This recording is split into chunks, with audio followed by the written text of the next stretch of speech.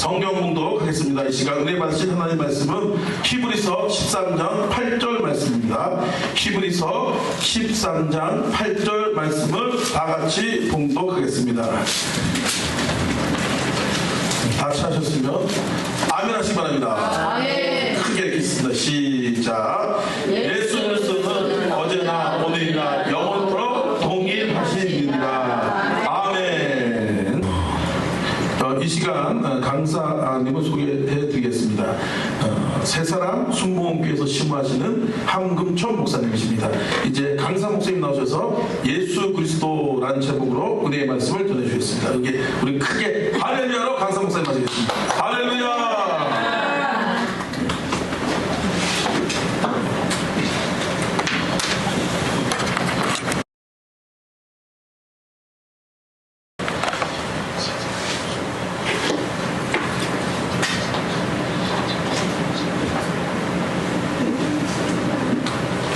기도하겠습니다.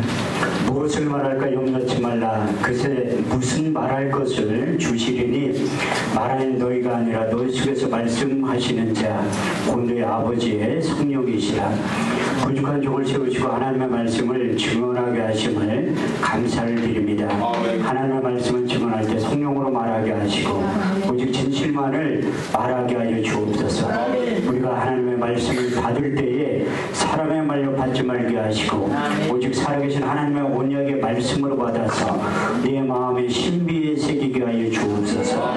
선포된 말씀에 굴복당하게 하시고 선포된 말씀 내 삶을 주관케 하시고 이끌고 나가게 하여 주옵소서. 이 시간 주의 성령이 강하게 역사하시고 운행하시고 기름 부어주시고 일하신 절정의 시간이 되게 하여 주옵소서. 땅의 시간과 하늘의 시간이 공존하게 하시고 땅의 사건과 반드시 하늘의 사건이 동시에 일어나게 하여 주옵소서. 이 세상과 하나님 나라를 앞당겨서 이 세상과 하나님 나라를 동시에 살아가게 하여 주옵소서. 이 예배 가운데 거룩한 가루를 한량없이 부어주시되 개인적인 기름 부음이 임하게 하시고 더 나아가 집단적인 기름 부음이 임하게 하여 주셔서 그때 내 무거운 짐이 어깨에 떠나고 멍에가 벗어지되 기름진 까닭에 멍에가 그의 목에서 부러지게 된다고 하신 이사야 10장 27절 말씀이 그대로 이루어지게 하여 주옵소서. 왕의 기름 부음이 제사장의 기름 부음이 선지자의 기름 부음이 우리 육체 가운데 충만하게 임하게 하여 주셔서 우리의 삶 가운데 인생 가운데 사역 가운데 하나님의 속성이 크게 나타나게 하시되 레위기 10장 3절 말씀대로 나타나게 하여 주옵소서. 하나님을 가까이 하는 자에게 내 거룩함을 나타내겠고 온 백성 중에서 내 영광을 나타내 보여주신다고 하신 약속의 말씀이 그대로 이루어져서 남은 생에 예수님의 생애를 재현하는데 조금 더 부족함이 없도록 축복하시고 역사하여 주옵소서. 더 나아가 사모한 영혼을 만족해 하시며 줄인 영혼에게 좋은 것으로 주어주시며 약속하신 시편 107편 9절 말씀이 그대로 이루어지는 밤 되게 하여 주옵소서. 우리의 예배를 받아 주옵소서. 예수님의 이름으로 기도합니다. 아멘. 할렐루야. 반갑습니다. 우리 서로 다 같이 인사하겠습니다. 주님이 자리에 계십니다. 다시 한번 하겠습니다. 오늘 좋은 일이 일어납니다. 아멘 하신 분들에게 이 밤에 좋은 일이 일어나게 될 줄 믿습니다. 지금 아멘 하신 분들의 하나님의 더 큰 은혜가 임하게 될 줄 믿습니다. 하나님은 지금도 예배자들을 찾고 계세요. 우리 주님께서 사마리아 여인에게 찾아가서 예배의 민주화를 시킨 다음에 아주 이런 유명한 말씀을 하셨는데 요한복음 4장 23절에 24절 말씀을 보면 하나님께 참으로 예비하는 자들은 신령과 진정으로 예비할 때가 오나니 지금이 곧 그때라. 아버지께서는 자기에게 예비하는 자들을 찾으시는데 하나님은 영신이 예비하는 자가 신령과 진정으로 예배를 드려야 된다고 말씀하고 있습니다. 그 예배라는 단어가 어디에 처음 등장하냐면 창세기 22장에서 이제 독자 이삭을 하나님 앞에 바치라고 하는 거기에부터 시작이 되는데 창세기 22장 5절에 6절 말씀을 보면 내가 아이가 저기 가서 예비하고 너희에게 돌아오리니 이에 아브라함이 번제의 나무를 가져다가 그 아이에게 지우고 자기는 손에 칼과 불을 가지고 그 아이와 동행했다고 말씀하고 있습니다. 그 예배라는 뜻 히브리 원문에 보면 샤라는 뜻을 내포하고 있는데 무릎 꿇고 하나님 앞에 경배하다, 무릎 꿇고 하나님 앞에 복종하다는 뜻의 의미를 내포하고 있어요. 다시 말해서 하나님께 독자의 이삭을 바치라고 복종하는 아들 이삭이 아비의 말에 순종하는 우리 이성과 상식은 도저히 납득되지 않고 상상할 수 없는 일들이 예배의 시작이라고 성경은 말씀하고 있습니다. 또 우리가 사도행전 13장 2절 말씀을 보면 주를 섬겨 금식할 때에 이제 성령이 불러 이르시되 성령이 불러 시킨 일을 위하여 바울과 바나바를 따로 세울 때 주를 섬겨 금식한다고 말씀하고 있어요. 우리가 그리스도인으로서 하나님을 잘 섬기고 우리가 예수 믿는 하나님의 백성으로서 이제 우리 주님을 잘 섬기는 그 이유가 무엇인가 하면 하나님 앞에 예배를 잘 드려야 된다. 우리가 예배를 통해서 하나님의 음성을 들을 수 있고 응답을 발견할 수 있고 말씀을 통해서 하나님의 계획과 뜻을 발견할 수 있다고 말씀하고 있습니다. 다시 말해서 우리가 주님을 잘 섬길 때 하나님 앞에 예배를 드림을 통해서 우리가 하나님 앞에 집중하게 된다는 거예요. 우리가 예배를 통해서 하나님 앞에 올인하게 되면 사도 바울이 매일매일 예배에 집중했던 그의 삶을 통해서 로마서 12장 1절의 2절 말씀을 통해서 예배는 이런 것이다 이렇게 간증하고 있는데, 그러므로 형제들아 내가 하나님의 모든 자비하심으로 너희를 권하노니 너희 몸을 하나님이 기뻐하시는 거룩한 산제사로 드리라. 이는 너희 드릴 영적 예배니라. 너희는 이 세대를 본받지 말고 오직 마음을 새롭게 함으로 변화를 받아 하나님의 선하시고 기뻐하시고 온전하신 뜻이 어디에 있는지 예배를 통해서 신앙이 한번 활짝 열어지면 하나님의 뜻을 발견하게 되고 그 발견한 그 약속의 말씀을 붙잡고 우리가 나아가서 승리할 때 우리가 이 세상 가운데서 우리 세상 사람들과 믿지 않는 자들을 통해서 우리의 속사람을 강건하게 할 수 있는 방법 중에 여러 가지가 있지만 예배를 통해서 우리의 속사람을 강건하게 하신다고 성경은 말씀하고 있습니다. 에베소 4장 13절에 14절 말씀을 보면 우리가 하나님의 아들을 믿는 것과 아는 일에 하나가 되어 온전한 사람을 이루어 그리스도의 장성한 분량이 충만한 데까지 이르르니 이제부터 우리가 어린아이가 되지 아니하여 사람의 계술과 간사한 유혹에 빠져 온갖 교훈과 풍주에 밀려 요동치 않게 되는 방법도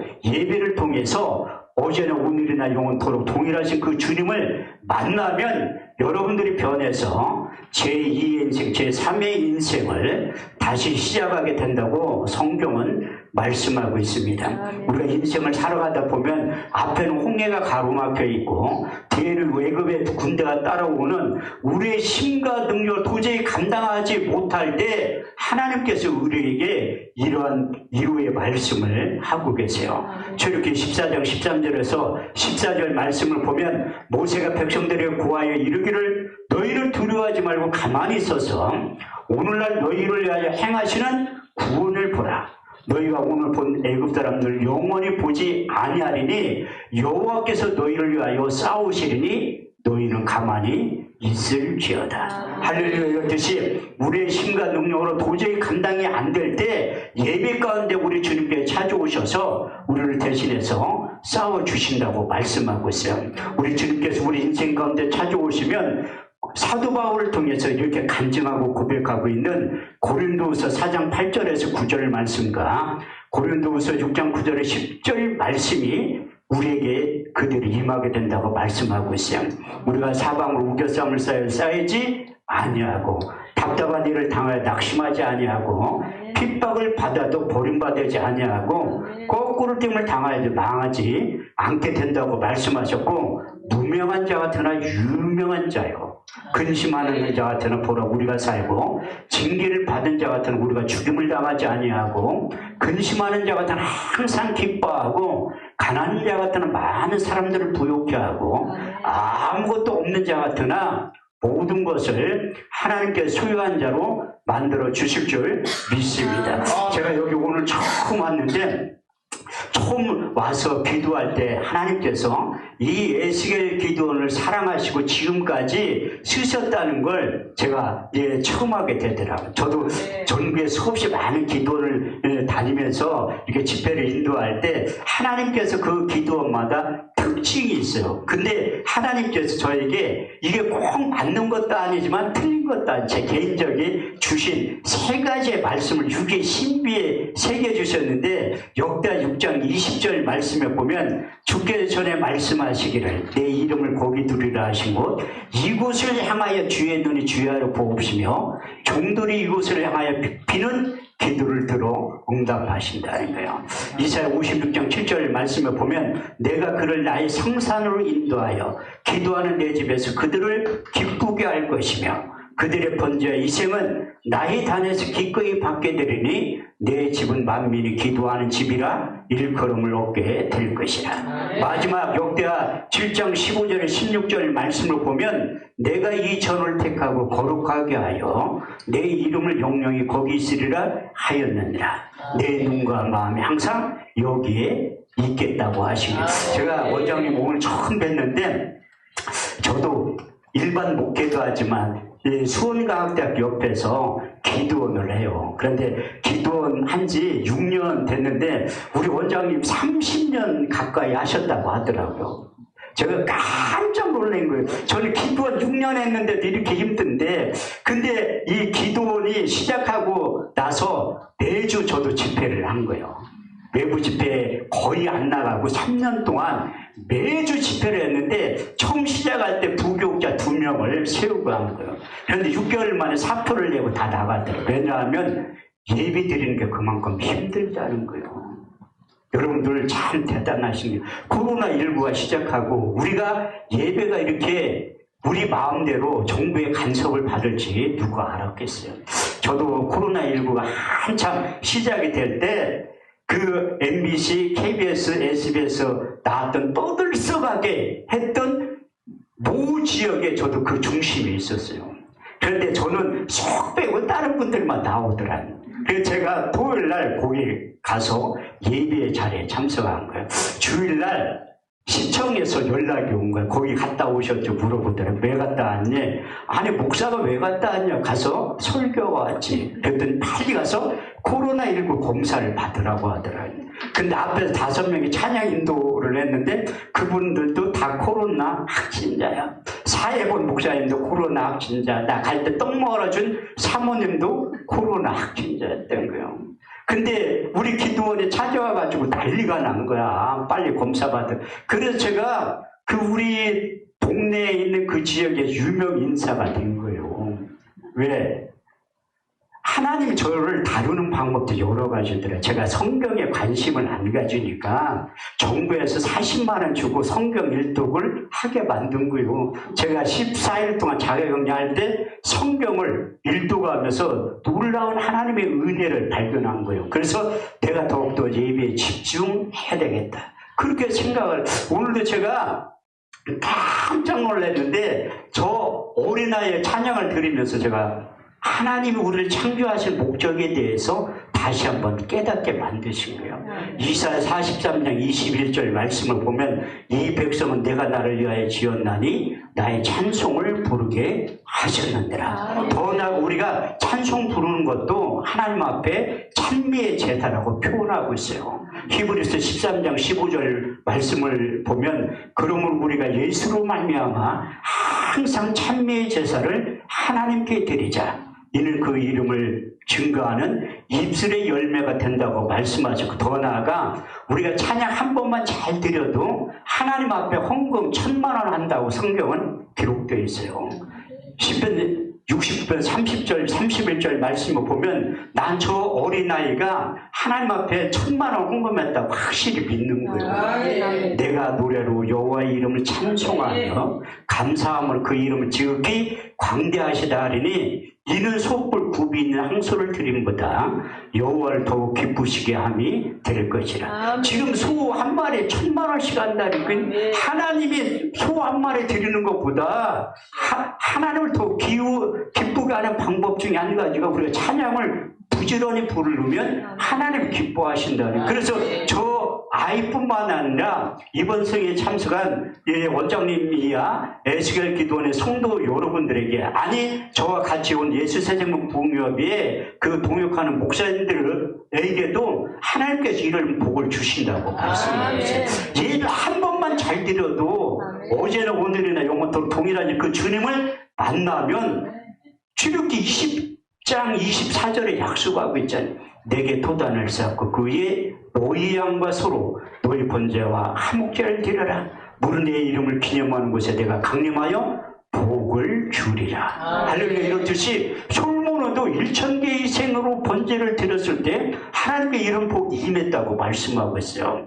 역대 1장 6절에 12절 말씀에 보면 여호와 앞 곧 노단에 이르러 1,000개 희생으로 번제를 드렸더라. 이 밤에 하나님께서 솔로몬에게 나타나서 이르시되 내가 내게 무엇을 줄고 너는 구하라. 솔로몬이 하나님께 여짜오되 주께서 나의 아비 다윗에 큰 은혜를 베푸시고 나로 대신하여 왕이 되게 하셨사오니 주 여호와 영건대 내 아비 다윗에게 허한 것을 이제 굳게 없소서.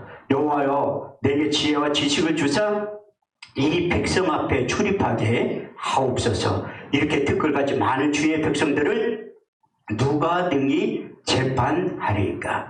여호와께 솔로몬에게 이르시되 내가 부나 제물이나 존영이나 원수의 생명 멸하기를 구하지 아니하고 내 백성을 치료하기 위해서 지혜와 지식을 구하였으니 그러므로 이제 내가 내게 지혜와 지식을 주고 부와 존영과 재물도 함께 주신다고 하신 동일한 은혜와 역사가 이 밤에 예배에 참석한 여러분들에게 그대로 임하게 될 줄 믿습니다. 그래서 우리가 예배를 통해서 기도가 회복이 되고 예배가 회복이 되고 찬양이 회복이 되면 끊어진 하나님과의 관계가 완전히 회복이 되면 우리 주님께서 마태복음 6장 33절 말씀을 통해 약속하신 너희는 먼저 그의 나라와 그의 의를 구하라.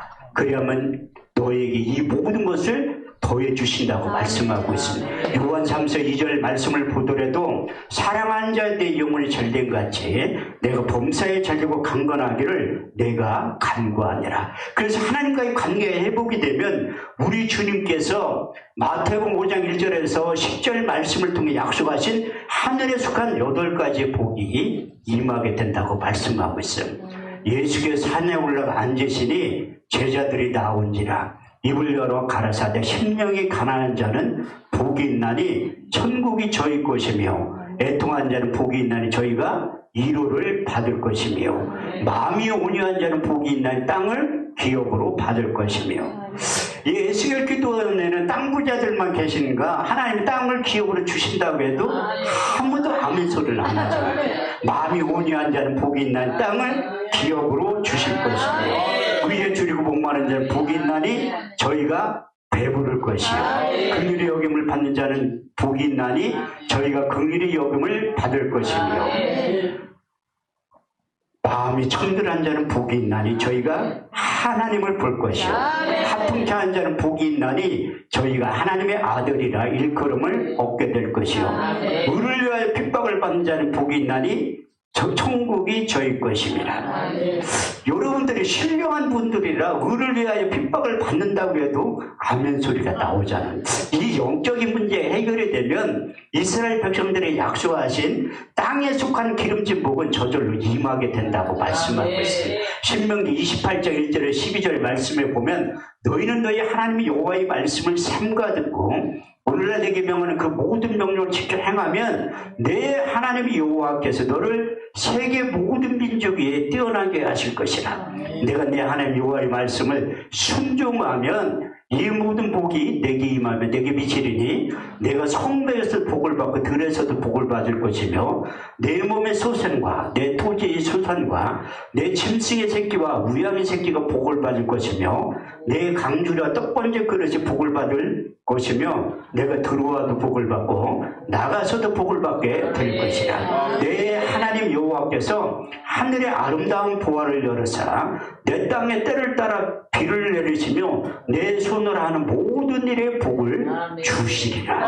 하는 뜻이, 그래서 우리가 예배의 성공자가 되면 여러분들이 있어야 될 필요한 모든 것들을 하나님이 끊임없이 채우시고 공급해 주신다고 말씀하고 있어요. 그래서 한 주간의 성인을 통해서 여러분들이 하루라도 빠지면 안 된다. 하나님은 언제 응답하시고 언제 역사하실지 모르는 거예요. 오늘 저녁에 응답을 안 해. 왜냐하면 제가 볼 때는 2명은 안 나올 것 같아.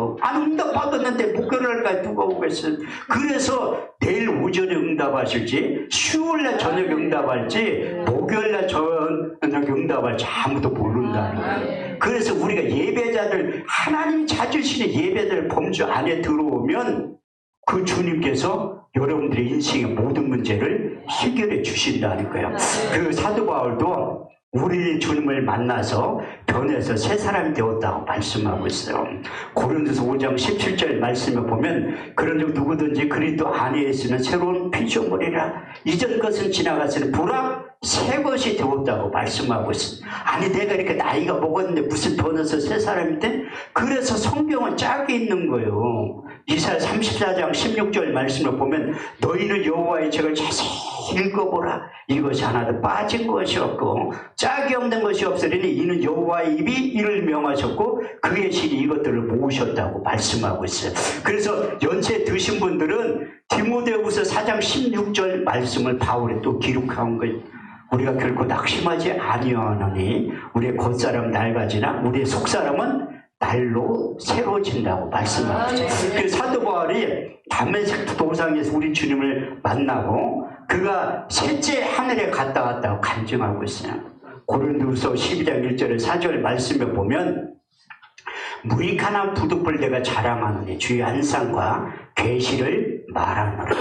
내가 그리스도 안에 산 사람을 아노니 14년 전에 셋째 하늘에 이끌려간 자라. 그가 몸 안에 있었는지 몸 밖에 있었는지 나는 모르거니와 그분은 아시느니라. 내가 낙원으로 이끌려가서 사람이 가히 이르지 못할 소리를 듣고 왔다니. 그래서 그가 셋째 하늘에 갔다 온 다음에 첫 번째 신앙 고백이 등장하는 거예요. 갈라디아서 2장 20절. 내가 그리스도와 함께 십자가에 못 박았냐네. 그런즉 내가 산 것이 아니요 오직 내 안에 그리스도께서 사신 것이라. 이제 내가 육체 가운데 사는 것은 나를 사랑하사 나를 위하여 자기 몸을 버리신 하나님의 아들을 믿는 믿음 안에서 사는 것이라고 고백하고 그가 그 십자가의 도를 깨닫게 된 거야.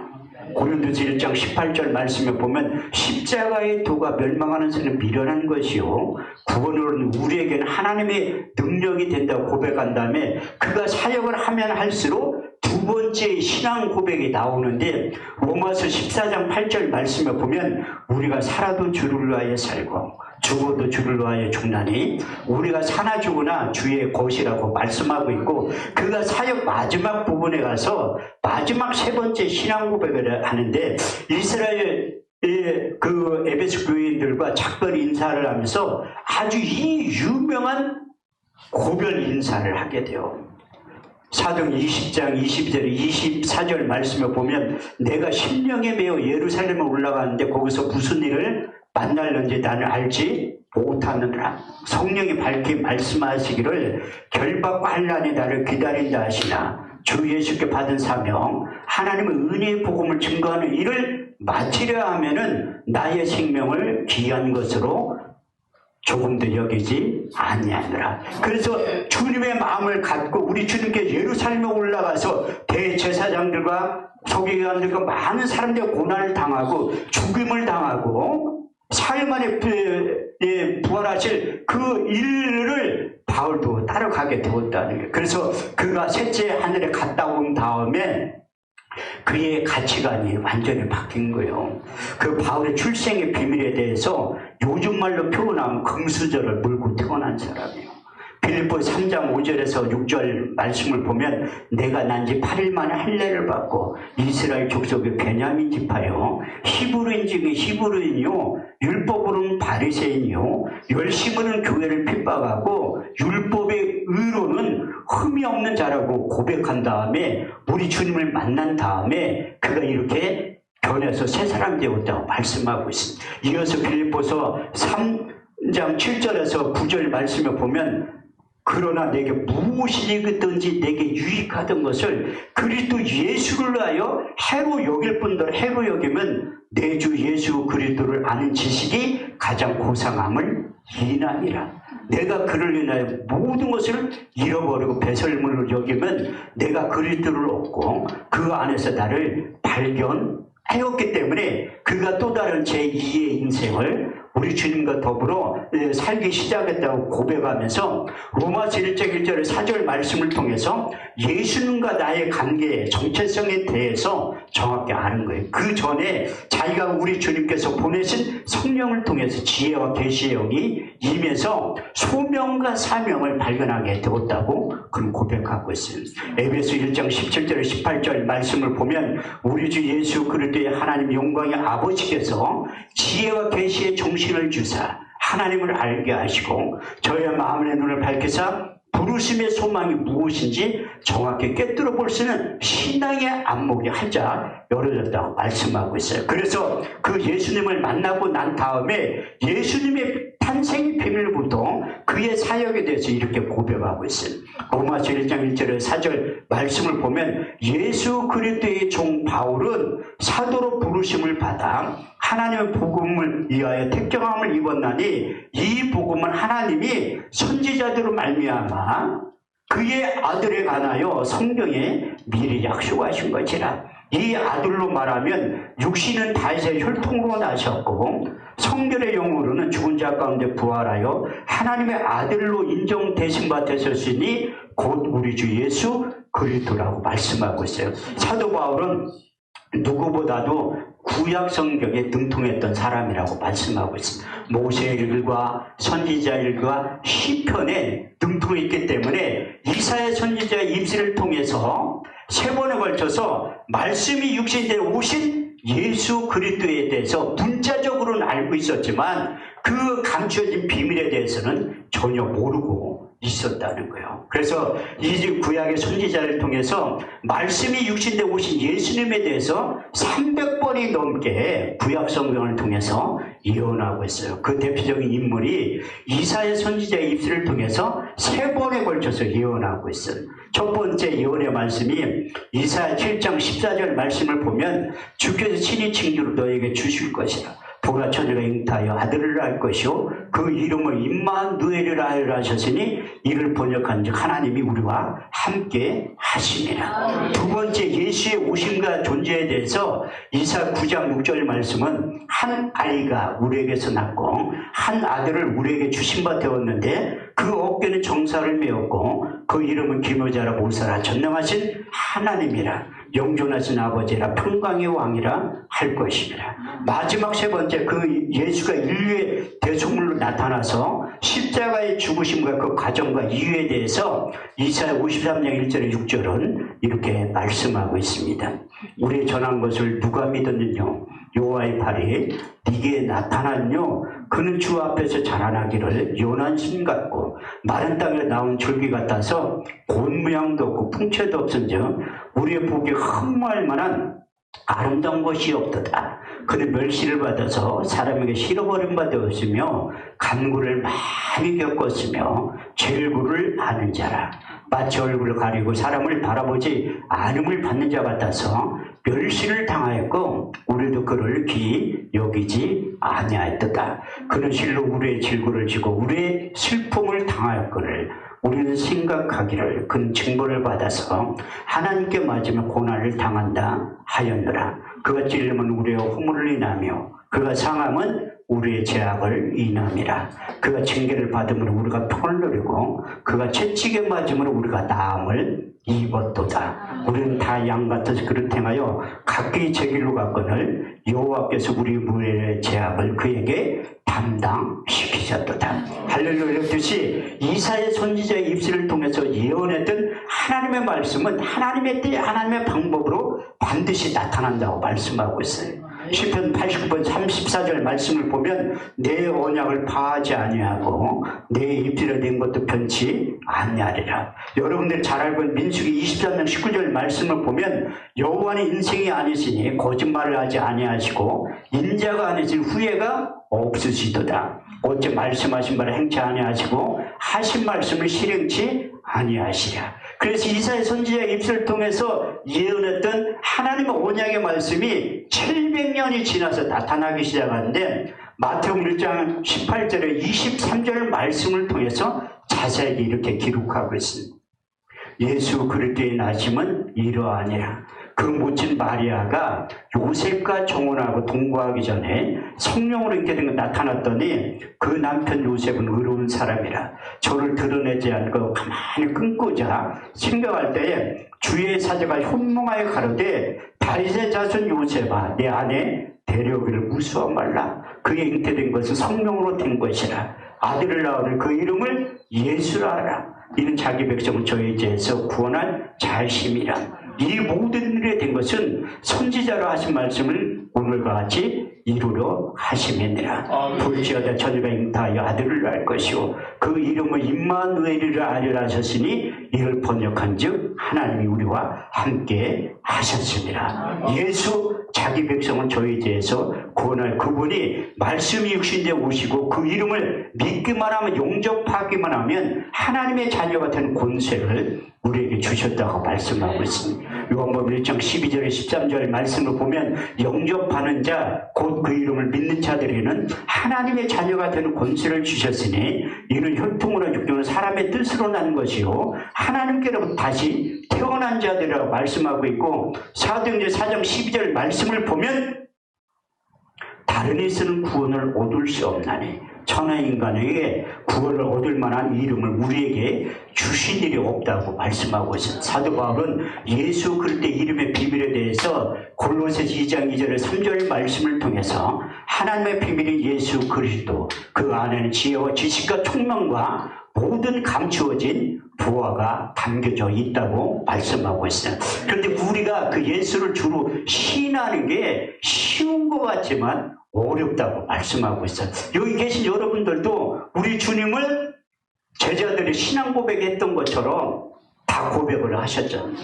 마태복음 16장 13절에서 19절 말씀에 보면 우리 주님께 제자들을 이끌고 가이사랴 빌립보 지방에 가셔서 사람들이 인자를 누구라고 물어본 거예요. 저도 이스라엘 갔을 때 가장 아름다운 지역이 북쪽에 있는 가이사랴 빌립보 지역이 가장 아름답대요. 거기에서 우리 주님께 제자들에게 물어본 거예요. 사람들이 인자를 누구라 하느냐? 주는 그리스도시요 살아계신 하나님의 아들입니다. 바요나시므나 복이 있도다. 이를 알게 하는 내 혈육이 아니요 하늘에 계신 내 아버지께서 알게 해 주셨기 때문에 우리가 알게 되었다는 거예요. 그래서 우리가 예수를 주로 시인하는 게 얼마나 힘드냐면 사도 바울이 고린도서 12장 3절 말씀을 통해서 하나님의 영으로 말하는 자는 예수를 저주할 자라 하지 아니하고 또 성령으로 아니하고는 예수를 주로 시인할 수 없다고 말씀하고 있어요. 그래서 로마서 10장 9절 10절 말씀에 보면 내가 만일 내 입으로 예수를 주로 시인하며 하나님께 죽은 자 가운데 살리신 것을 내 마음에 믿으면 구원을 얻으리니 사람이 마음으로 믿어 의에 이르고 입술로 시인하여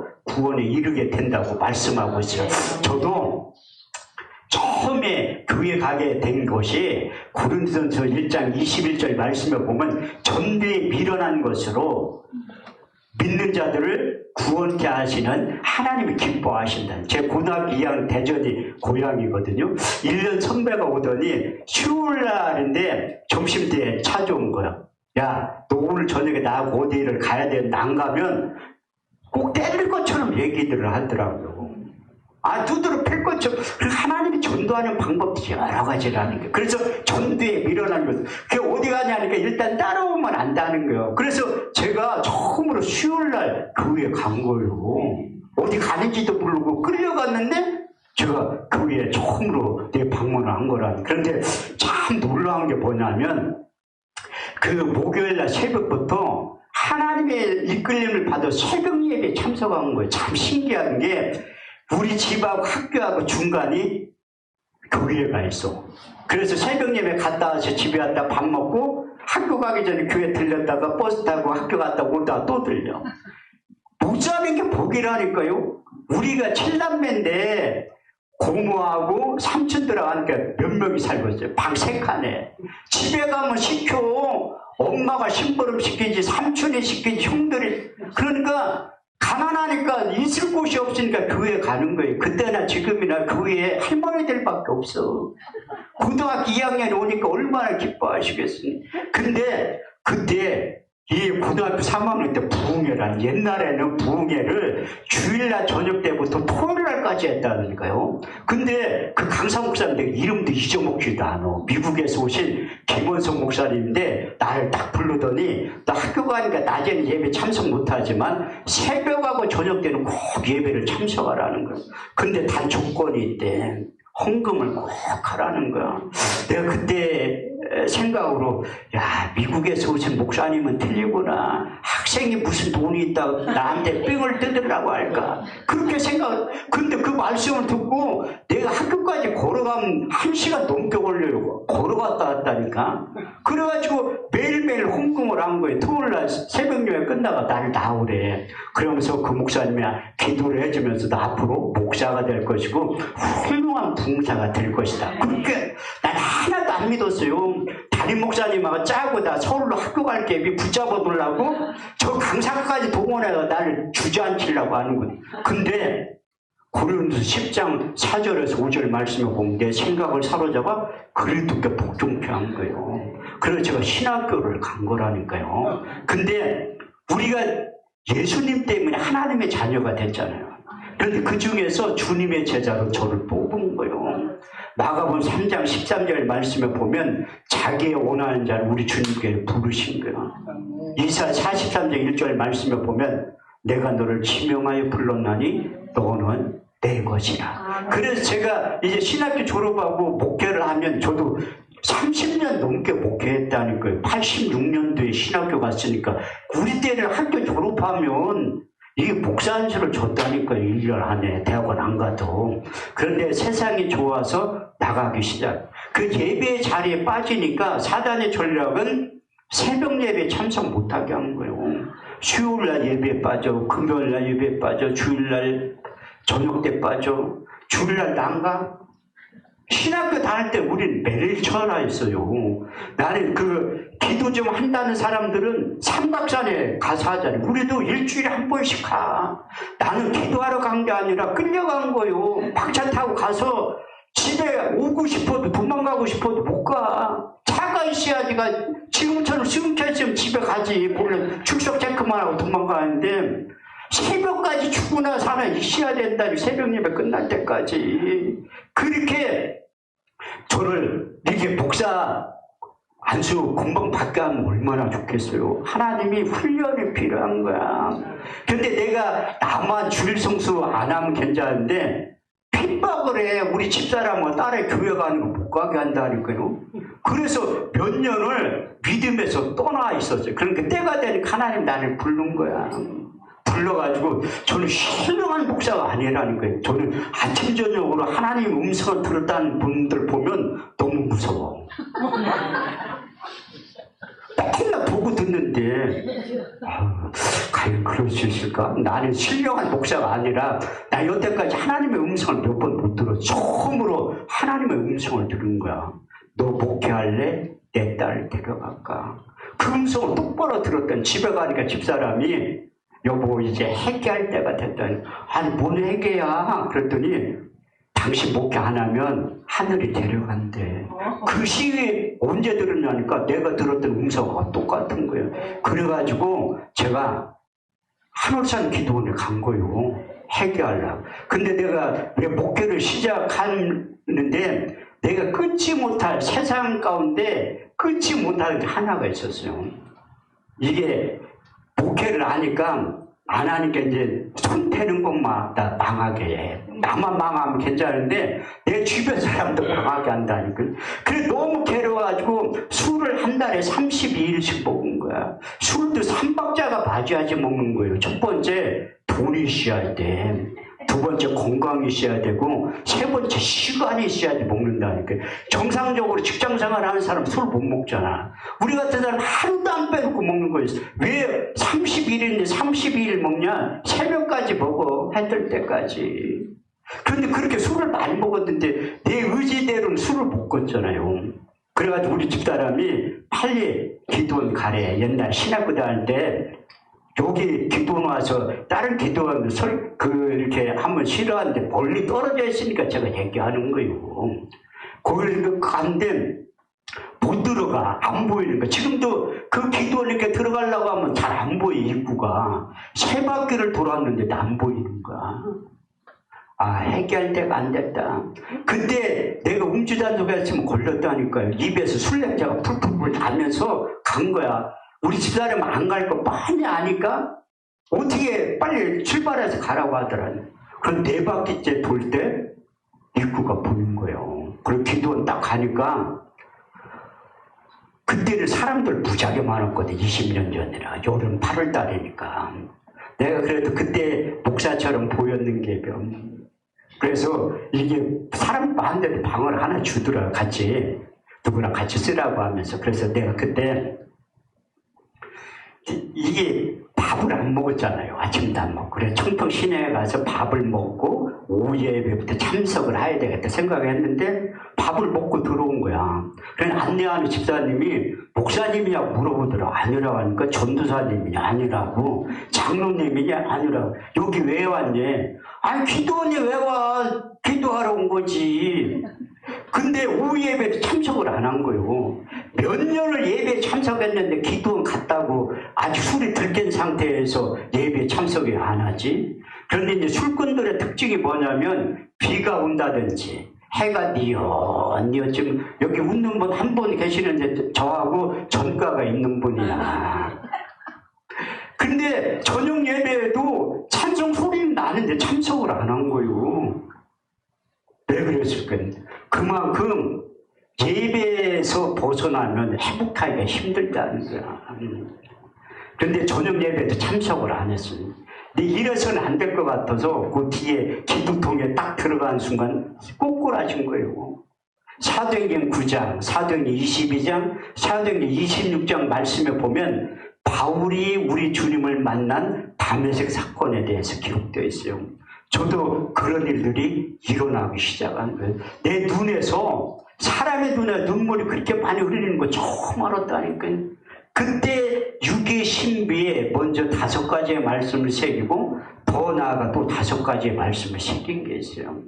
그때 내 육체 가운데 찾아오셔서 우리 주님께서 마지막 고별 설교할 때 제자들을 앉혀놓고 영적인 설교를 하신 거예요.